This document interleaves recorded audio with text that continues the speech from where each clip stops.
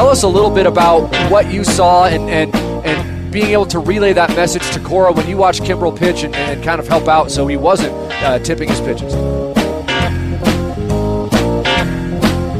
So tipping pitches, we hear about it all the time. People at home understand what tipping pitches is all about. It's amazing. And that's remarkable. Alex, what are you listening to these days? Any new bands that have broke through to you? Any albums? What are you spinning? I've been going back and listening to some Ovlov. Ovlov? Don't you love the first time you have to say a name out loud? Mm-hmm. Like I listened to them for years, but no one's ever asked me who I'm listening to.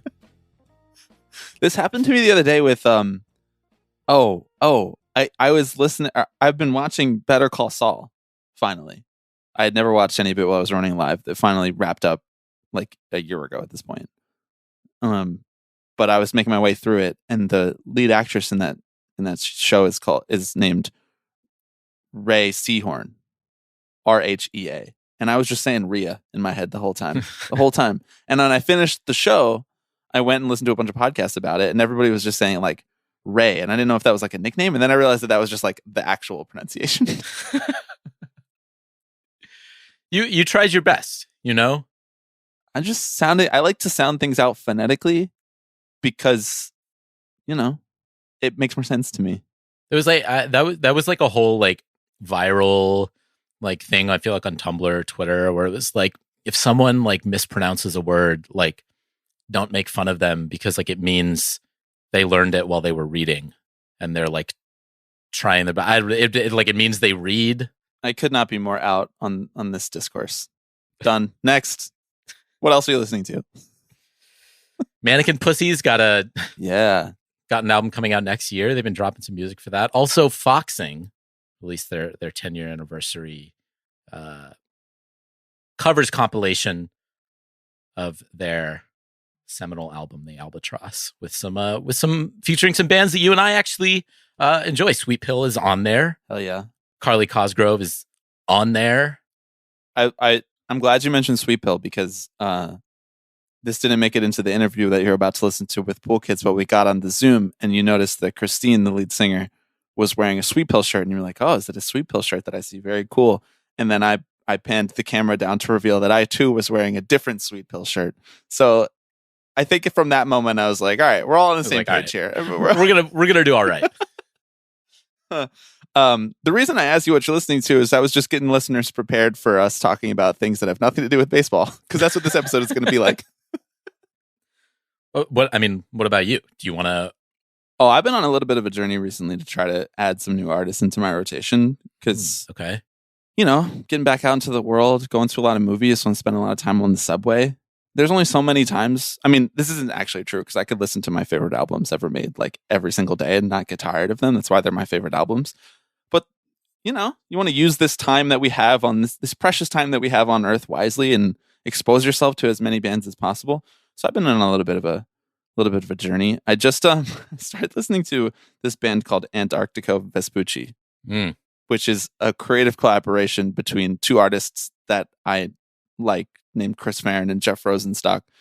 Didn't know that going into listening to it, and like 4 songs in, I was like, "Fucking, this sounds a lot like Jeff Rosenstock." Yeah. And then I went into the description, and I was like, "That's because it's Jeff Rosenstock." It's Jeff. He has like 12 bands. This is the tough part. So that's the same case for Into It Over It, who we saw in concert a couple weeks ago.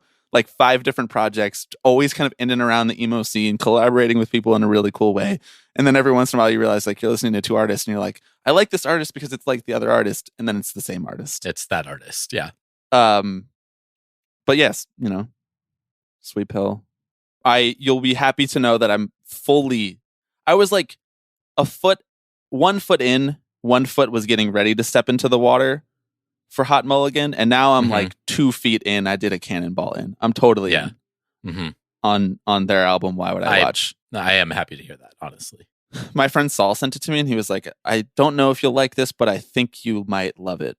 And I listened to it once, and I think I was like on a plane and like kind of half asleep and whatnot, and I was like, "This is not the music I need to be listening to at this moment." And then I came back to it a couple months later, and now I'm fully in. And then Rat Boys.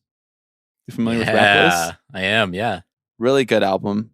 released this past August with just one of my favorite songs of the year that is like 9 minutes long. And I'm like, you know what? Fuck it. We should have 5-minute guitar solos in the middle of songs if they sound good. Can I just say this makes me really happy? I'm sure the listeners are fascinated by this, but this makes me really happy because like for a little while there, like we have like similar music tastes, like adjacent music tastes. But like there would be a band that you would mention and then I'd be like, oh, I'm not super familiar. Or I would say, hey, I'm checking out this artist. And you're like, oh, I've never heard of them. We were like perpendicular lines, just in the same genre, just like 1 degree of separation, just right next to each other. Yeah, and for a little while there, you were like, yeah, I'm trying to listen to more music. Like, I don't really listen to a lot of like new music lately. And I was like, oh, okay. Like, I mean, you're cranking out pods, right? I've ditched pods entirely now. I don't listen to any new pods. Somebody come back. That's right. You've seen the light. I listen to pods that I already like and want to listen to, but I will never check out a new podcast from this point forward. Sorry. Wow. I actually will, but you know what I mean. But I'm trying to replace that with music. But anyway, you were saying. No, I'm happy that they're finally dovetailing. It took a little too long. It's probably been like 3 years since I first started to try to get into Bright Eyes because of you, because you are just like deep in your Oberst bag, which I just never really got it. I mean, the songwriting and the lyricism and stuff, but like the actual music and his voice, I'm still not fully in on Bright Eyes, but listeners will be happy to know that Alex and I have truly met in the middle, like the 2 jacked dudes shaking hands meme over Desaparecidos. Yeah, right. Their album from 2001, which is called Read Music, Speak Spanish. I just think it's the greatest album ever made. I'm just going to come out and say it. I think it's literally the greatest album ever made.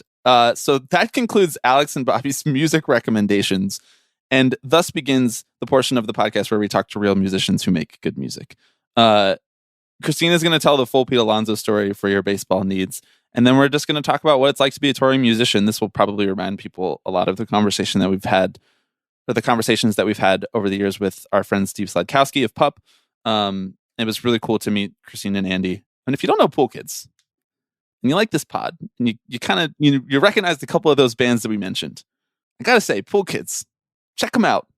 Mm-hmm. Doing really interesting stuff. Gonna be huge in my personal opinion. Some might say they already are. Some might say when you get the cosigns they've gotten, you're there. Okay, let's go to our conversation with Christine Goodwyne and Andy Anaya of Pool Kids. But before we do, I am Bobby Wagner. I'm Alex Baisley. And you are listening to Tipping Pitches, a podcast that for this week is not really about baseball.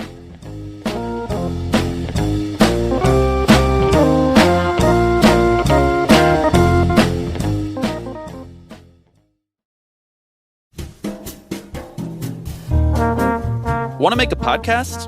Spotify's got a platform that lets you make one super easily, then distribute it everywhere and even earn money all in one place for free, Alex. It's called Spotify for Podcasters, and I got to know how it works. I'd be happy to tell you, Bobby. Spotify for Podcasters is really easy. It lets you record and edit podcasts right from your phone. From where? Right from your phone or computer. No way. So no matter what your setup is like, you can start creating today.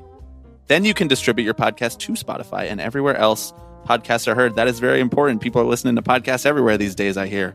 Video podcasts are also available on Spotify for those who like being in front of the camera. You can even kickstart conversations with your fans, as listeners of this show well know, with Q&As and polls. With Spotify for Podcasters, you can earn money in a variety of ways. Differentiated revenue streams, very important. We know all about that, including ads and podcast subscriptions. And best of all, it is totally free with no catch. Spotify for Podcasters has made it really easy for us to distribute our podcasts, monitor analytics, and engage with our fan base all in one space. So if you're interested, download the Spotify for Podcasters app or go to www.spotify.com/podcasters to get started. Okay, we are so happy to be joined by Christine Goodwyne and Andy Anaya of Pool Kids. Hi, welcome. Thank you for coming on the show. Hi, of course. Thanks for having us. Hello. Thanks for having us. It's always such a treat to just like use this platform as an opportunity to just like talk to musicians we like. We really don't have a sense of of like, who in our audience is a Pool Kids fan. I think after this episode, many more. But this one's really, I think, for us as much as anyone else. So, well, you made it easy. You guys made it easy because you sent the tweet that rocked the baseball world about halfway through this year, in the middle of June. I don't need to read the whole tweet about that you sent, Christine, about knowing Pete Alonso in middle school, in high school. Because I'm sure people have seen it by now. But my first question about that is, where did it come from? Why did you decide to send it that day? How did you choose the photo? Like, what? Take me through it. Walk me through it. Question. All very good questions. So, what made me decide to actually tweet it was, well, first of all, let me actually back up and say how I because as someone who's not necessarily a baseball fan much at all, like I don't keep up with it, I didn't even know that like Pete Alonso's life had turned into this. Like I had no idea. Like I graduated high school and did not hear his name again until maybe, I don't know if it was, okay, I was cleaning pools with my dad. It's a coincidence that he cleans pools. That is not what the band is named after. He started doing that after I named the band name. But I was cleaning pools a summer with my dad, and he listens to like sports radio. And I'm like zoned out on my phone. And then I keep hearing them talk about, they're like, blah, blah, blah, Pete Alonso, the New York Mets, Pete Alonso. And they were talking about like some type of record, I think, or something that he like is breaking. I don't know exactly what, but they just kept saying his name. And then it hit me and I was like, whoa, whoa, whoa. I was like, Pete Alonso. I was like, wait a minute. I was like, I want fucking Pete Alonso. And I was like, Dad, like, and he was like, yeah, he's like from Tampa. And I was like, oh my God. Like I like started Googling it and then I saw his face and it like clicks for me. I'm like, oh my God, like Pete Alonso's like famous. Like I was like freaking out. It was like this huge shock. And so, that was just some crazy thing. I'm like telling my dad, I'm like, Dad, like I'm like in English, like I know this guy and stuff. And, he thought that was cool or whatever. So, from that point on, pretty much any time I was home in Tampa with my parents, my dad would like say some shit about Pete Alonso. Oh, blah, blah, blah, Pete Alonso, like, just like talking about it, giving me updates on like his career or whatever. And so I was home with my parents or had just finished like a trip with them or whatever. So it was just kind of like floating around in my mind again, this whole Pete Alonso thing. And it just kind of occurred to me one day. I was like, because I was talking to my dad about how he was a really nice guy and stuff. And I was like, I feel like Mets fans would like just like to hear this. You know what I mean? Right. Like great contextual information. Yeah. And I was just like, because, whenever I have like a musician or whatever, someone that I like, you love to hear, like, people always ask, like, what was Hayley Williams like in high school? What were they like for people that grew up with them who really know or whatever. And so I was like, I feel like they would just like to hear this, that he was like a nice guy or whatever. So I just drafted up the tweet. The picture, I think I just like Google image and tried to find the one that felt like the most like, I don't know, was how I remember him or like that encompassed his like, little his himbo energy. smile. Yeah. Right. And so that's how I picked it. And a couple people quote tweeted it like, oh my God, this picture made me think he like died or something. Like it was some type of announcement or whatever. And I was like, oh my God. But yeah, so that's from the Pool Kids official account, right. breaking that news. Yeah, breaking the news. But yeah, that's the context on what made me like the build up for me making the tweet. Did you have a sense like back in high school of like, oh, because like I mean, sometimes if you're like not into sports as much or whatever, you might be like, this kid could be the best player on the face of the earth, or he might actually like never play beyond high school. Like, did you have a sense of, hey, maybe he's got something going on here? I just knew because again, even in high school, I didn't really keep up with sports, but I mean, people definitely just like talked about like because he played in high school and people teachers and stuff I think would definitely bring it up, like, whoa, Pete, like that was like you hit a crazy home run or whatever. Like people definitely like talk about how he was good. That's the only thing I can really remember. So I didn't like think much of it just because I'm not in that world, but I was like, okay, like yeah, he is apparently some great like baseball player, but that's all the thought I gave it. So So, Andy, I've been led to believe that you are the baseball expert among a band of not big baseball fans. Expert is such a strong word. You came in, relatively speaking, hot with the Hanshin Tigers jersey. Yeah, graded on a curve. You're the expert. But so were you able to make this connection? Like, were you able to provide context for this when Christine realized? Or when I saw the tweet after it was sent out as well, and I was like, "What?" Like. Pete Alonso, like, because I knew he was like a rookie of the year at one point, and like, like was it a hits leader or RBI leader or something? Home like runs that? leader. Yeah, okay, home runs leader. So I'm like, that is not like a small accomplishment. Like, that's insane. Yeah. And she was like, "Oh yeah, he's so nice." Blah blah blah. And I was like, "What the hell? That's pretty crazy." Yeah. Should we give context to what the tweet was? We probably should. Yeah. I don't know. In high school, he sat in front of me. It was assigned seats. And I just remember like, I wasn't a full on like scene kid in high school, but I was like kind of like hung with that crowd. Like I had the like I Heart Boobies bracelet, and I was like, all like edgy, like I hate Jocks. You know what I mean? Like shit like that. And I just like, I didn't like any of the kids like in that like crowd or whatever. So like, I was kind of just like whatever, like, this like jock guy or whatever. And I didn't think I would like him or whatever. But then like, I remember him, I think I was wearing a shirt. I want to say it was like either a Silverstein shirt or like, A Day to Remember or something like that.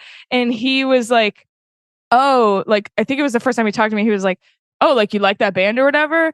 And I'm like, yeah. And like, I think he's like fucking with me. You know what I mean? Like, I think he's doing that like popular kid thing when they're like, oh, you like your little emo band? You know what I mean? Yeah. And I was like, yeah. And he's like, oh, me too. And I was like, stop fucking with me. Like, you're being a dick. You know what I mean? And he was like, no, I'm serious. And I kind of like name one song to him probably. And he like answered it. And I was like, you're not fucking with me. And he was like, yeah, like I love that band. Like, this is my favorite band, blah, blah, blah. And I was like, oh. Like, this guy's kind of fucking cool. And then it was a what was the class? It was like AP English or some shit like that. And we had to give speeches all the time. And he would always get like so fucking red, like beat red when he had to give his speeches, and his voice would like shake and quiver. And I always like felt for him so hard. I'm like, just get through this, Pete. Like, you got it. Like, it was like secondhand, like, just like pain, but it was like very like sweet. I'm like, okay, he's like a shy, like nice guy that like would actually have a conversation with me and stuff. And yeah, so I mean, in the tweet, I was just like, haha, like fun fact, I sat behind Pete Alonso in high school. He was really just like a sweet little himbo. And then I mentioned like the girl he was dating. It was also interesting, like was not one of those like, I don't know. She was just like outside of what I felt his social circle was, which I also thought was like kind of cool. I'm like, okay, this guy is like down to earth. He's not doing the whole like high school like clique thing or whatever, even though he very easily could. So I don't know. I just tweeted saying he's like a sweet himbo and like a genuine guy or whatever. And then like Mets fans started going fucking crazy. Yeah, Mets Twitter is its own little vortex. But so you've led us to believe that there's been updates on this story. And I have heard through the grapevine that Pete has been asked to listen to your guys' music. Yes, that's basically the update. But it's nothing that crazy. But yeah, the Mets fans like started like blowing it up. I was like, oh shit. And it was like making them very happy. And then they said a lot of like, oh, this is exactly what I thought of Pete. And then I thought that was really cool because I didn't realize that that's the reputation that he had already, with, people are like, oh, he's like a goofball or whatever. So I was like, okay, this is like funny. And then some like journalists and stuff that like seemed like they kind of had some like clout were like talking about it. Yeah. So it was actually friend of the show, Lindsay Adler, who's been on the show multiple times, who is a big fan of your guys'. The Wall Street Journal person. Yeah, so used to work at The Athletic, and she covered New York sports and New York baseball teams, and she's a big fan of yours. We were at the show together when you guys opened for Pup, and she was like, Pete, you should check out this band. Like, they tweeted about you, and it's like the kind of music that you would like. Yes, yeah. So that was like, the tweet had been out for like a few weeks, and blown over, and the bigger it got, started thinking like, oh fuck, like man, like I didn't think about him maybe actually seeing it, and then I started kind of overthinking it. I'm like, oh my god, did I just like accidentally like roast him a little bit in the tweet because I was talking about how his voice would shake and he'd get red, and then I started feeling bad about it and weird. And then like 2 weeks later, he DMs us. He follows the band and DMs us, and I'm like, yo! And he was like, let me just pull up the message. Yo, what's up? 3 question marks. You guys are awesome. Keep up the awesome work. 4 exclamation points. What time does the show in Brooklyn start on July 29th? So then we're thinking like, oh shit, like Pete's trying to come to Pool Kids show. And we're like, oh, that would have brought down the house. That would have been like my biggest regret ever if he went to that show and we didn't make it out to that one. That would have been terrible for me personally. But the thing was, we looked up the Mets schedule as soon as he sent that, and they had a game like that night. So we were like, first of all, why are you even asking? Like, don't you have the game? Right. But I guess he was, because he asked what time. I'm like, was he thinking he would be able to swing both? Like, I don't know. But he thought you guys were going to go on at like midnight. Yeah. I think they were like at the Nats too. I'm like, there's no way homeboy is going to make it to this gonna gig. Charter the PJ up after to go to, but honestly, come to the Pool Kids show. That's such relatable energy is like suggesting that even if in your head you can't make it, just being like, gesture. I'll try. Like I really will. Yeah, that was like enough for us. But so I was like, oh my god, like, oh, here's the schedule, and I gave him like the whole breakdown, like this is doors, this is when we're actually going on, blah blah blah. And I said in the message, I was like, but like we looked at the Mets schedule and see you have a game, so like no pressure, obviously. And then I start thinking about it, I'm like, oh my god, like this is like a 200 cap like sweaty room, you know what I mean? Like, right, he's not going to be able to just kind of blend in. He's going to stand out like a sore thumb, and it's like, I wish if it was Pier 17 or something, that would be like perfect. They have all these like bougie little rooms he could like go into and hide away. You know what I mean? But like, whatever. So it was probably like for the best. But honestly, I feel like judging by the way that you've described him and how other people have like written about him, maybe he would have been down. And it was like, it was a one nice of room. The better 200 caps that exists out there. It's very true. Once I got there, I was like, okay, this isn't like, it was nice. But next time. I can't imagine just like catching a Pete Alonso elbow in the pit. Like that's a big guy. That's a big dude. Yeah. Dude, yeah, I could see him like trying to crowd surf or some shit. But God, I know I was like fantasizing about it. I'm like, oh my God, the crowd would go fucking insane if we were just like, shout out to Pete Alonso. Yeah, like, oh my God, can you imagine? But yeah, whatever. So we get there, we play the show. I like kind of joked about it on the mic or whatever. I was like, I'm assuming like some people here have seen the Pete Alonso stuff, and they're like, yeah. And then I was like, he did reach out to us, and he apparently likes the band, but he's not here tonight because he is busy playing baseball for the New York Mets. Not sure if you've heard of them. So Lindsay let me know that when he listened to the music, he was like, it reminds me of early Paramore. Yeah. And so the Pete Alonso Pool Kids tweet was the biggest crossover event in my life until the Paramore Pool Kids tweet. Yeah. And so I wanted to ask you guys, I want to hear a lot about like your musical influences and stuff like that. But what was that like to meet Hayley Williams and hear that the band actually like knows your stuff and cares and stuff, and like has for years at this point? Yeah, right? yeah. I mean, the first hit was like, or the first like shock was when she first just out of nowhere in like 2018 put us on her Instagram story after our first record. And that was like out of body. I was like at work and my phone was blowing up and I was in a meeting, and I just remember seeing a preview to one of the texts that was like, no one posts about Hayley, spelt with the Y, how she does, until Christine sees it, and just a lot of like capital letters. And I was like, whoa, like did something happen with Hayley Williams? Like, what the fuck? And I was like stuck in this fucking meeting. And then I got out and it was just like insanity, like best day of my life. And then, she was nice enough to actually like talk to me a little bit like afterwards. Like I DM'd her telling her how much she like means to me and stuff, and she was so fucking nice. Like had a full on like conversation back and forth, saying all this nice encouraging stuff. And then she was like, maybe I'll like catch y'all someday. And she was like, I remember she looked back at our tour flyer and was like, oh, I see you passed through Nashville recently, like, oh, I missed it, but like let me know. And I was like, damn, okay, bet, like I will let you know. So there were a few times where we'd go through Nashville and I would DM her, and she always had like, much like Pete Alonso having a baseball game, she would have some crazy, she's like, oh, sorry, I'm like headlining Bonnaroo right now, or just, crazy shit like that. I'm opening for Taylor Swift's first night of the Eras tour. So the Bonnaroo one was like, oh yeah, we forgot. Yeah, that was on us. Like, we should have like known, you know what I mean? But anyway, she always like responded and was very nice, but had like a legitimate reason to not.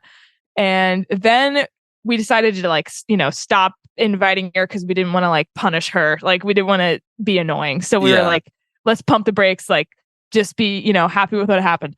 And then fast forward, we're opening for Sunny Day Real Estate, and we have a Nashville show, and it didn't even cross my mind, but like, Hayley Williams, everyone knows, is like a true like music fan, and like she keeps up with like emo music, and and Sunny Day Real Estate are like fucking like legends in this world. You know what I mean? So and I know she goes to shows, so I should have thought of it, but I didn't make the connection. And then Sunny Day's TM comes into our green room, like literally before we're about to play, pretty much, and we knew nothing about this beforehand. Like, Hayley did not like, no one messaged us or emailed us about this happening. The TM just comes in a room and is like, hey, so we have like a special guest tonight. It's Paramore.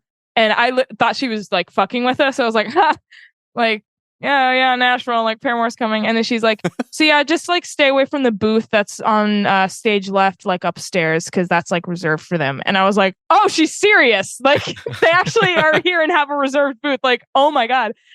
And then she leaves. Funny enough, the TM's name is also Hayley with a Y. But yeah, so then we're just like, holy shit, freaking out, like, keep it together. And we play a show. Not like our best show, but like whatever. We were like kept trying to look for her in the crowd, but it was like dark and I couldn't totally tell. Andy though clocked her at one point. Right? Yeah, I feel like I'm the least sight challenged in our band, so that is true. Often when there's like somebody in the crowd that's being looked over for or by anybody in our band, I'm usually the one that could spot them. And yeah, she was up in the mezzanine, and at first I was like, oh fuck, that's Hayley Williams, and I started to just like really focus and play like with all the intensity that I could muster. And then I was thinking to myself, maybe that wasn't her. Like that's like wishful thinking. Like, you're an idiot. And we walked off, and a couple minutes later I was like upstairs looking for my keys because I constantly misplace everything. And I opened the door that went from our green rooms to the like upstairs bar area. And she was just standing there like 15 feet in front of the door and came right up to me. And you approached him. Yeah. It was just like, I felt like I was having an out of body experience. She was like, you're in Pool Kids. I'm Hayley. And I'm like thinking to myself, like, shit. Duh. Yeah. And then she's like, Taylor, come here. And Taylor, her boyfriend, the guitar player. Like, I'm like, oh my God. Oh my, like what is going on? And they were being so nice and complimentary. And I was just like, they need to come to the green room right now. Like, everybody in the band needs to like converge on the green room right now. And brought her back there. Christine was crying. It was yeah, I was like, I went down to the green room. And because at this point, it like Andy was like, yes, she is here. Like, I saw her, and I'm like, oh shit, like it actually happened. It actually happened. Because the whole set, I'm sort of playing as if she's not there, because I'm like, she probably like could make it, to catch our early set. Like, it's fine.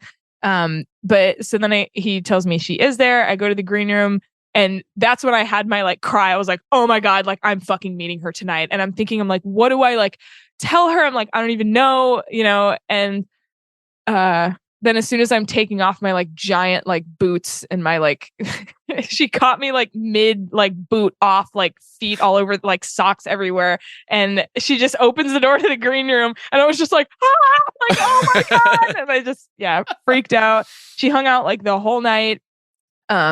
We were talking, she was like complimenting Caden's snare tone and like just being so fucking nice. Like, just like showering us with like compliments and like nice stuff. And it was just like unbelievable. And like Taylor too. And then Sunny Day starts and she was like, oh my God, we can't miss Sunny Day. And then we watched Sunny Day. Then like afterwards, we didn't even like sell, like we were selling our own merch for that tour. And we were like, nah, like we need to go hang out with Hayley Williams. So we definitely lost We'll out take the on, hit. like, Yeah, we'll take the hit this time. Yeah. But yeah, it was just such a strange experience, like standing in the green room when like, or in the hallway to the green rooms with Sunny Day Real Estate greatness and like Taylor and Hayley, and we're just like in between them, like everyone's having a nice conversation.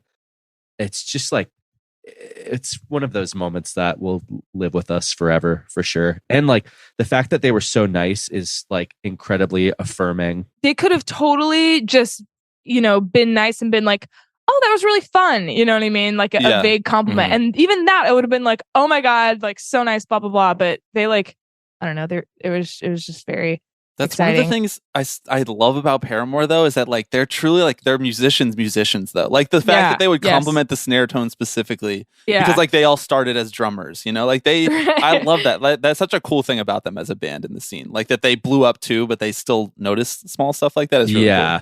Like she name dropped Snapcase, and I almost fainted. Then I mean, what else? She said that when she walked in, Christine was like hitting like a really high, like loud, like belting note. And she said that it was like when Wayne sees Cassandra for the first time. In Wayne's World. I was like, are you the most me? insane like, dream thing to sequence? hear. What? Yeah, from like the person I just like, in terms of like influences and stuff, like I growing up mostly started out like my dad listened to like strictly classic rock, like the same like 20 songs on repeat. And I was like, yeah, like that's what's cool. Like I was parroting him like new music sucks. And then like I heard Paramore and that like changed my life. It was my whole thing, you know, Paramore. And like, you know, I've just been following them since I was like 11 or 12. And like, she's just like my biggest, like she's like my fucking idol. And to not only be able to like meet my actual idol, but for her to also like be so fucking like nice to me, and then also like say she's like a genuine fan of like the stuff that I'm making like because of her, you know what I mean? It's just like it can't like get any like more awesome than that.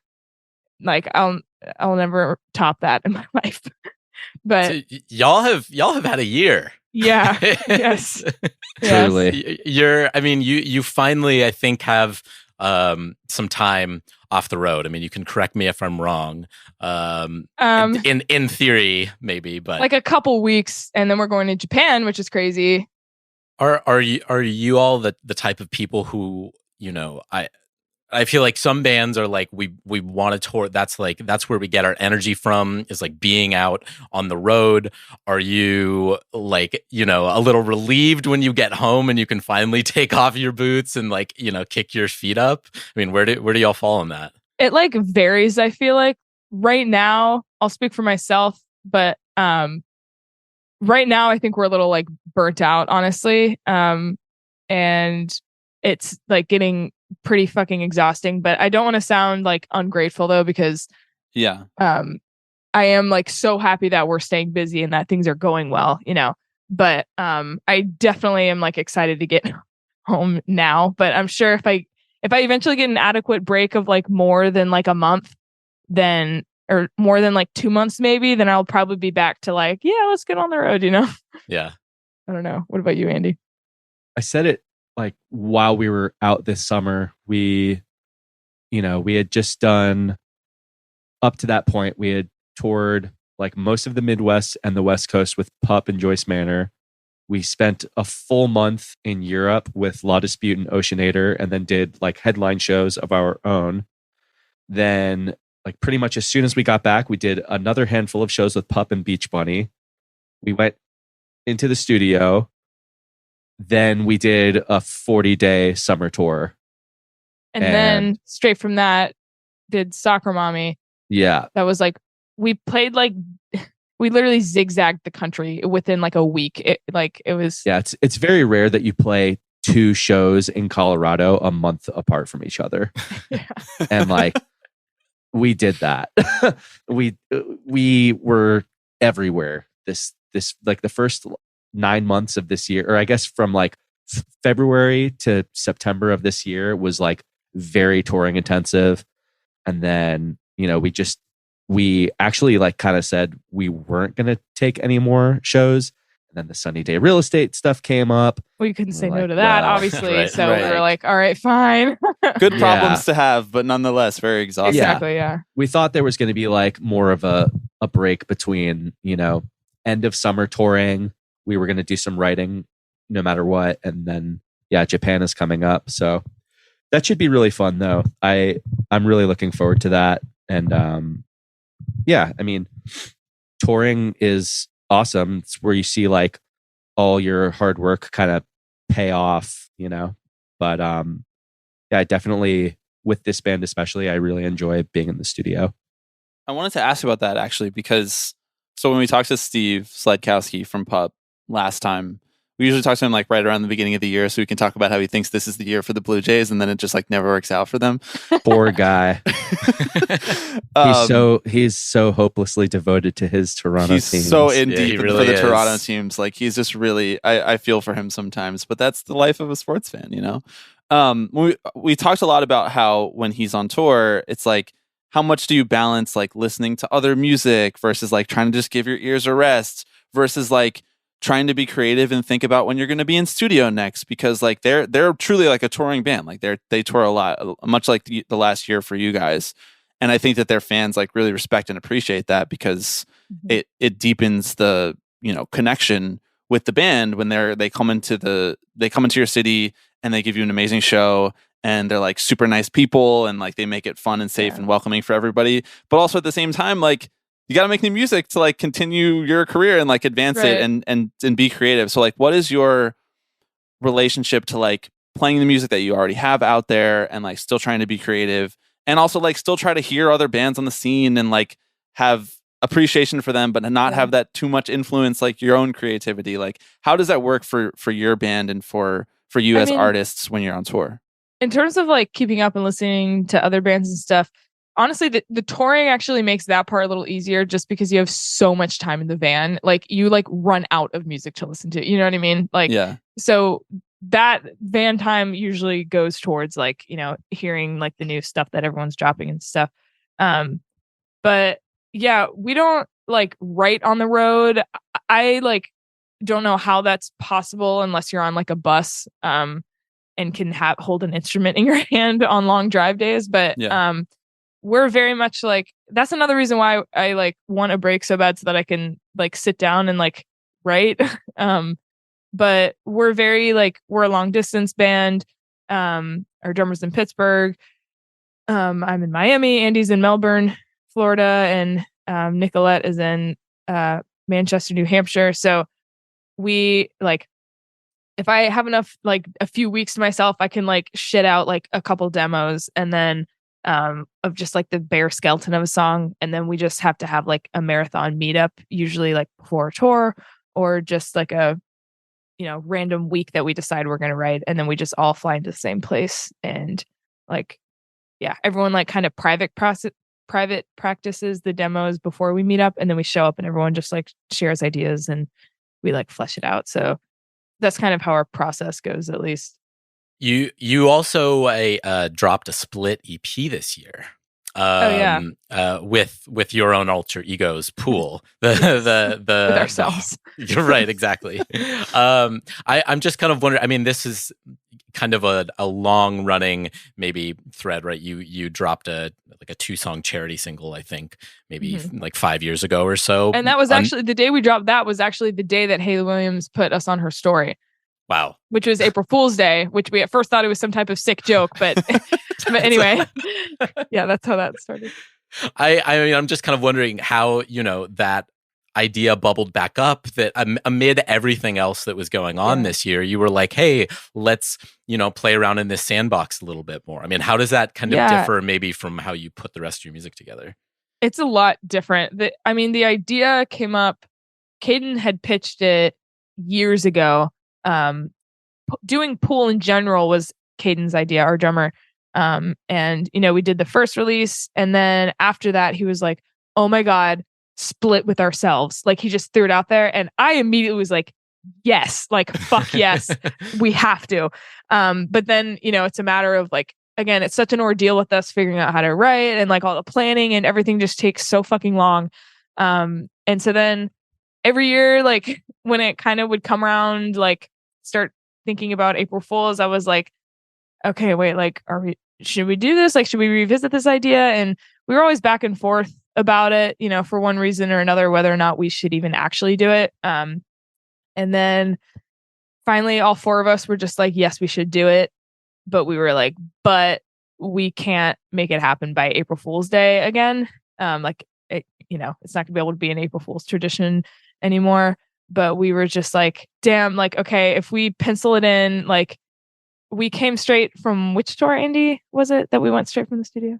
That was after Europe with La Dispute. Okay. Yeah, we were like, if we go straight into the studio, like from Europe and just like bang it out, then like, and we were like, we don't have to do like new Pool Kids songs, because if the Pool Kids side was like completely new songs, we would not have been able to like make it happen. But we were like, let's do some reimagined versions, and then let's do one song that like the instruments were already done on.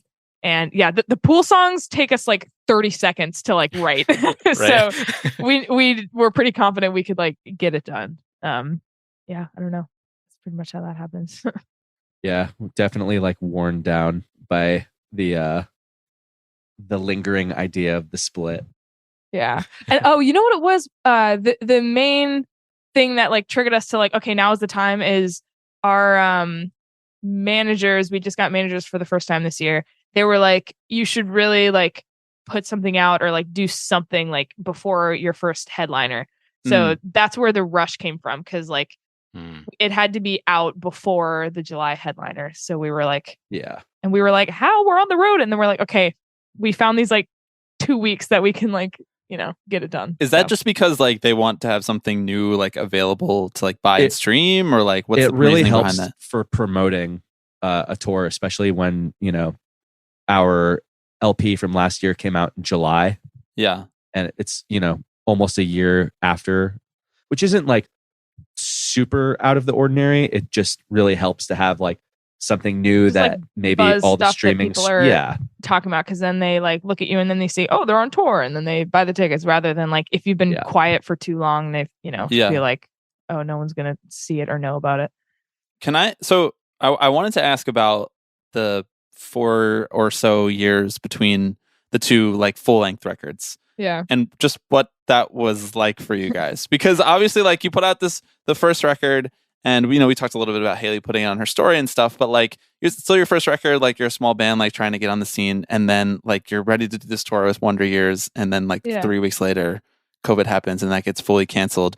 But then, we come out of that. But like as a creative band, like what do those 4 years look like, and how does it evolve like your sound and your creativity and your artistry, like the leveling up from first album to second album that every band goes through, but you guys having the unique experience of having like a once in 100-year pandemic in between? Like what does that look like? It was God, there was just like so many factors and things that changed from that time to now. And I mean, the biggest difference in terms of like our sound was just like our first record was just me and then Caden on drums. And it sounds that way. You know what I mean? It's very like minimal and like, pulled back. And like, I didn't spend nearly as much time, like, I don't know, pulling the songs apart and like really working on them. And then we finally became like a full band, after that record came out, is when, the four of us were finally like, okay, this is Pool Kids, and all of us are going to contribute. And we just like had to figure out how to like write together, like how we work, and how these like, long distance fly in like meetups would go.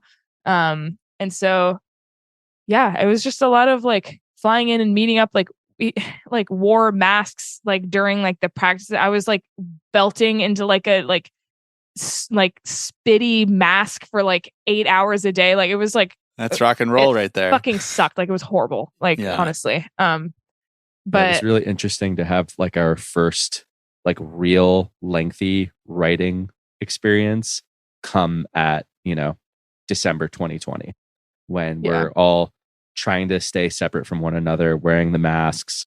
We're still like as close as we were as friends, like we really didn't know too much about each other as like, musicians, like how we actually work together, like how you communicate like an idea from one person to another. Who has the better like drum talk, like who can communicate go boom ska, like just shit like that. It's like a really delicate language that everyone need, like any band like develops over like a very long amount of time.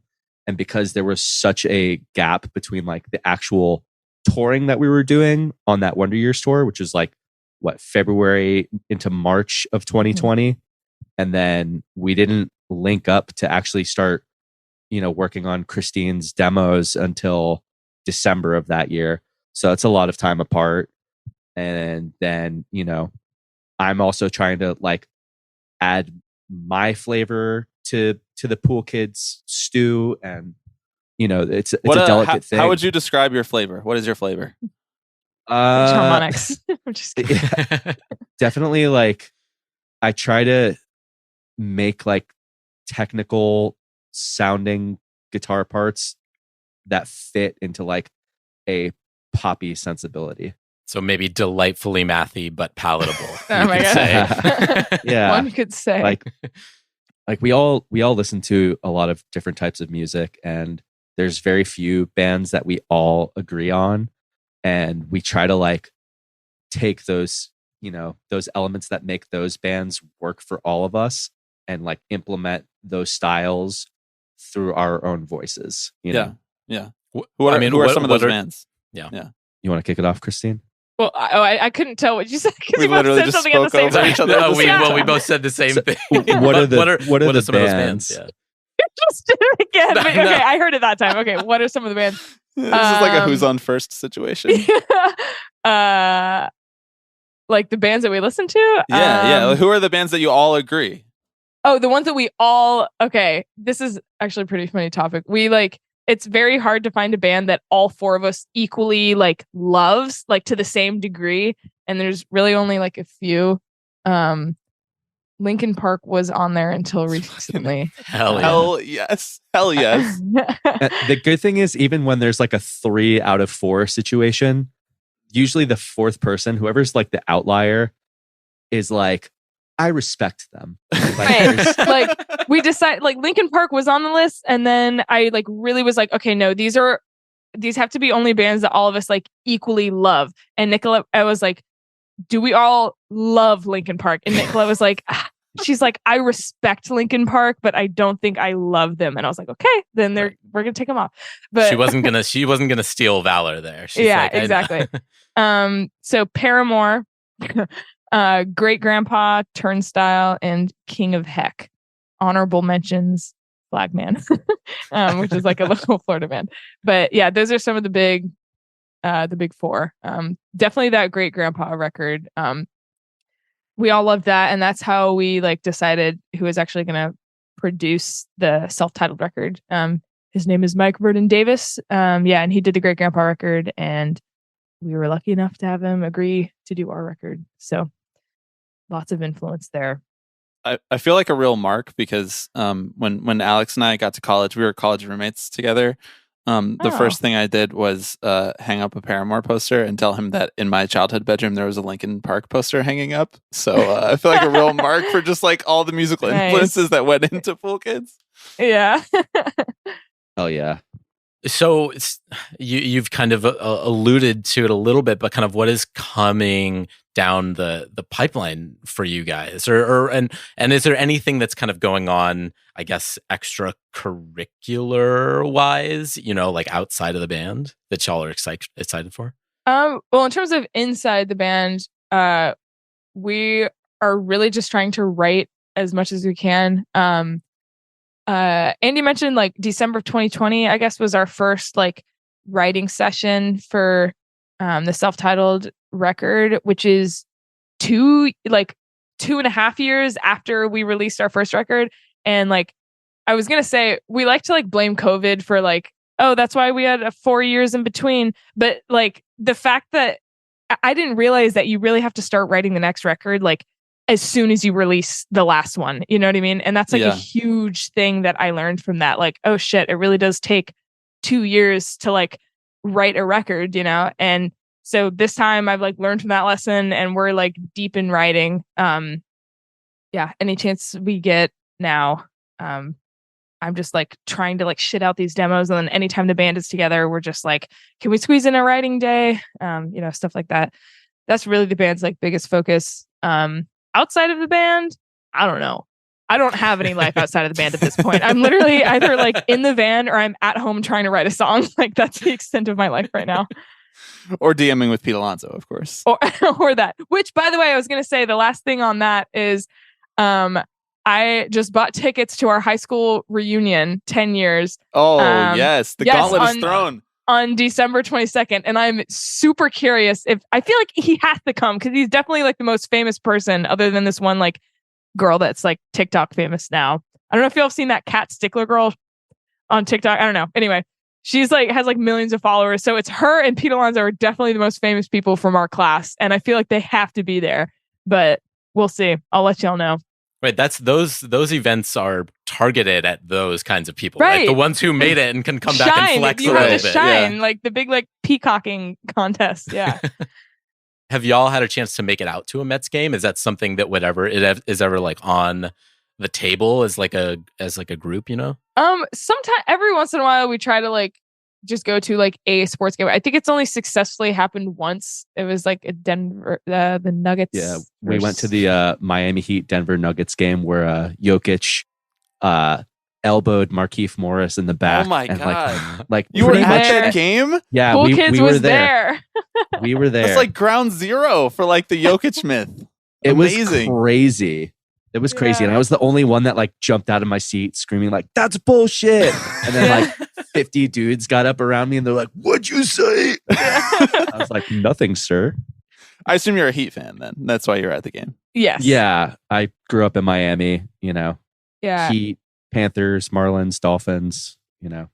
Yeah. I mean, none of us are technically like Mets fans, you know what I mean? Like I'm not gonna act like, you know, but right. I mean, I would consider myself a fan of Pete. So maybe, and you know, he showed interest in coming to a Pool Kids show. So maybe now it's part of the lore. Maybe, I mean, now maybe it has to happen. Maybe I'll bring the band to watch Pete. I don't know. Maybe someday. I'm sure Pete is a lovely guy. I told this to Christine recently. I was like, you will not catch me dead in a Mets jersey. I respect that. You won't catch me dead in a Marlins jersey either, though. So yeah, it's okay. But like, respect. That's just that's what sports fandom is about, right? Like, I'd be stoked to meet him. I bet he's cool. You know, we have a friend Frankie who's a drummer in multiple bands. I think her main band is Max Seal. She's actually toured with Paramore, not like playing for them, but like with a band that was opening for them. And she actually got to play drums on Misery Business, though, which is crazy. But anyway, she is a huge Mets fan. Like, that's like her number one personality trait is that she's a Mets fan. And her girlfriend, she was telling me this recently, actually. She was like, yeah, I told my girlfriend when we started dating, like, listen, you are a Mets fan now. Like, that's just how it works. And then, like, recently her girlfriend was like, you know what? Like, I got to be honest with you, like, I'm not a Mets fan. I'm a Pete Alonso fan. That was like funny, but they make it work. That's amazing. I like the decision. Like, you don't have the autonomy when you're in a relationship with someone who's that much of a sicko. Like, I kind of am that person. So I've basically done that to everyone else in my life. Yeah. It's like, if you're going to be around me, like, it'd just be much more frictionless for you to be a Mets fan. Yeah, exactly. Yeah, you need to like really be sensitive around the sports fans, like when they suffer a big loss and stuff. So yeah. Andy, Christine, thank you so much. It was great to meet you. It's great to have you on. Thank you. Any specific place that you want to point people to here at the end of this?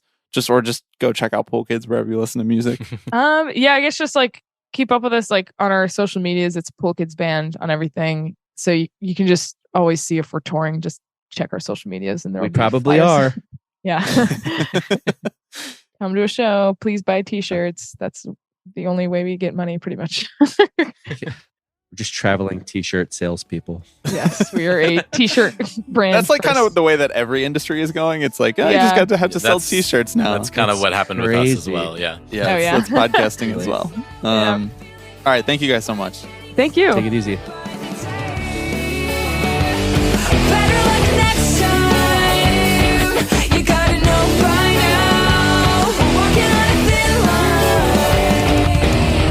Thank you to Christine and Andy.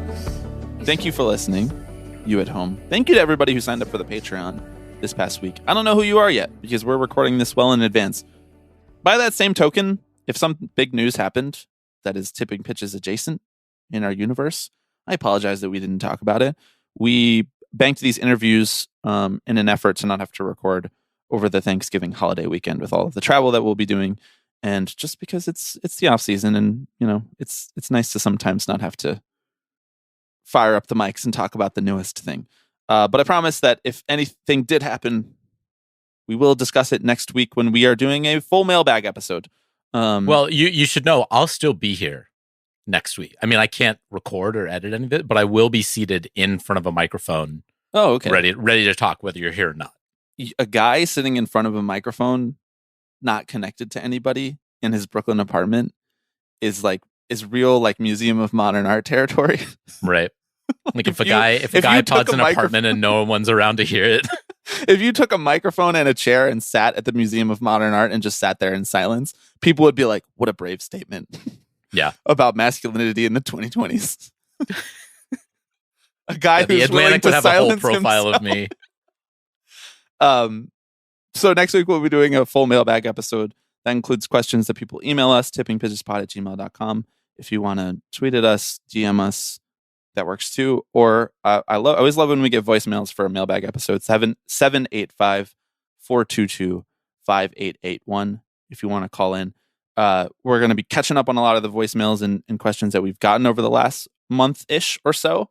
And then also later this week, if you are a patron, on Thursday, you will be getting a full, another full mailbag episode of the questions that were left over or didn't make sense for our 300th episode mailbag, the Power Hour. So there was a handful of questions which we loved, which just we were not going to be able to answer in the span of 1 minute.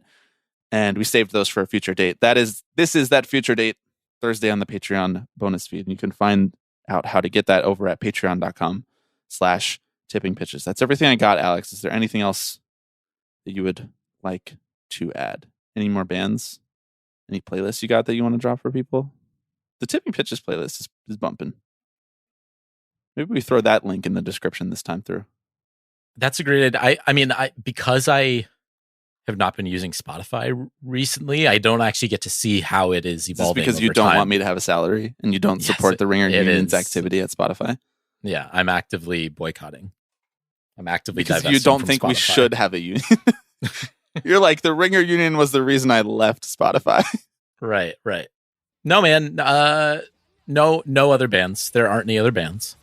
No other band. No other artists. Pool Kids. The only band is Pool Kids, and I encourage y'all to check them out.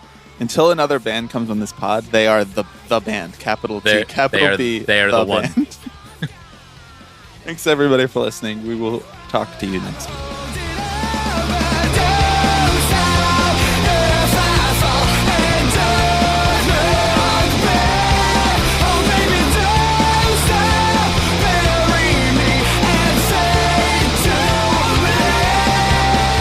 Everybody, I'm Alex Rodriguez. Tipping Pitches.